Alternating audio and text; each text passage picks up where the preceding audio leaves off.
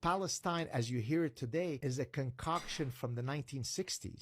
There is What? What? Really? Can we roll that clip of Golda Meir saying that she's Palestinian and she had a Palestinian passport? East and West Bank was Palestine. I'm a Palestinian.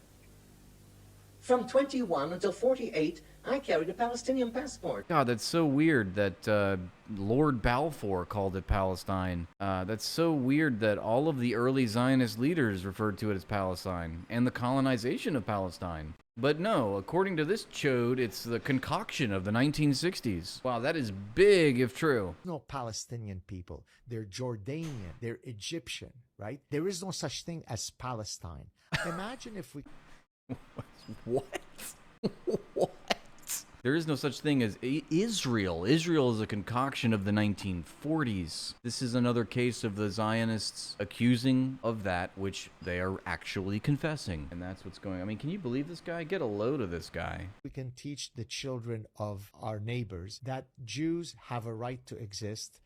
We can be neighbors. Let's love each other. It's perfectly natural for us to coexist. Really? Then why are you hell-bent on annihilating your neighbors? Do you think that Israel is actually interested in committing a genocide? Because if they wanted to commit a genocide... I think that they are because, A, they are doing that, and B, they've said that they want to do that. And they've said it over and over and over again for decades now. They have talked about, going back to Theodore Herzl writing in his diary in the 1890s, how the Zionists would ultimately ethnically cleanse the population, the indigenous population, by gently expropriating their property. Yeah, and they boast about it. I know.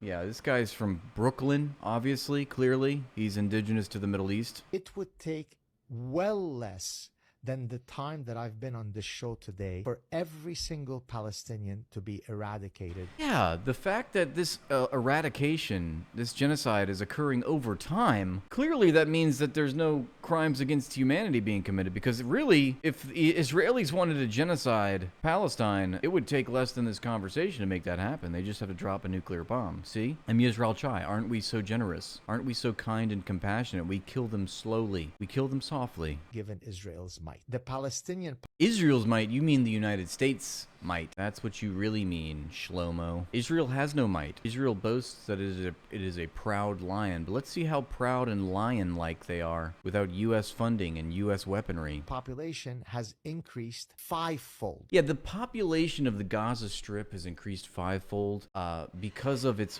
refugee status, because it is an enclave that Israel has pushed all of the Palestinians into this confined space. Okay, it's overwhelmed the indigenous population. There was 50,000 people living in the Gaza Strip before the Nakba in the 1940s. There was 250,000 Palestinians living in the Gaza Strip after the Nakba, which is a factor of 5. So they've multiplied the population by 5, and they're trying to tell you that it's not a genocide because there's so many people living in the Gaza Strip. Well, why is that? Because of ethnic cleansing. And why is it also simultaneously that fact that coexists with the fact that Israel has taken 80% of their land? Now 80% of the indigenous majority's land belongs to a Jewish minority, a Jewish Zionist minority. The other thing is obviously the most obvious point you can make is that because a population has increased does not mean there are no war crimes, there are no crimes against humanity, there is no genocide. There can still be a genocide,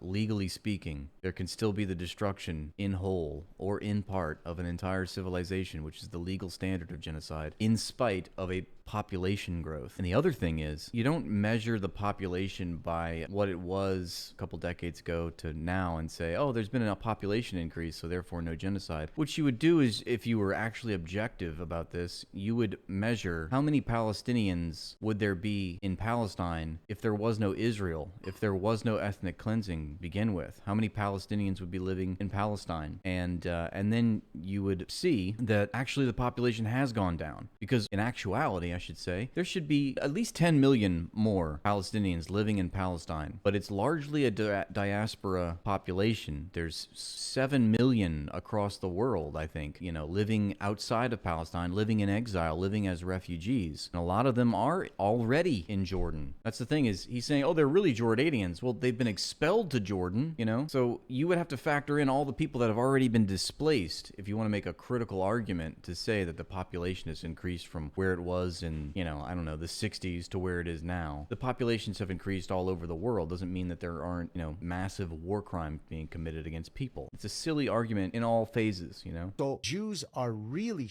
at the genocidal game. He's like, if we're bad genociders, then we're really bad at that. We got to up our game. We should just press a button, like the little nice Jewish boy with his podcast said. So disgusting. And, you know, how many times have we encountered this talking point? Speaking of pushing buttons, Nomad, you're absolutely right. Hit that like button on the live stream. Every like, comment, subscription helps the stream grow.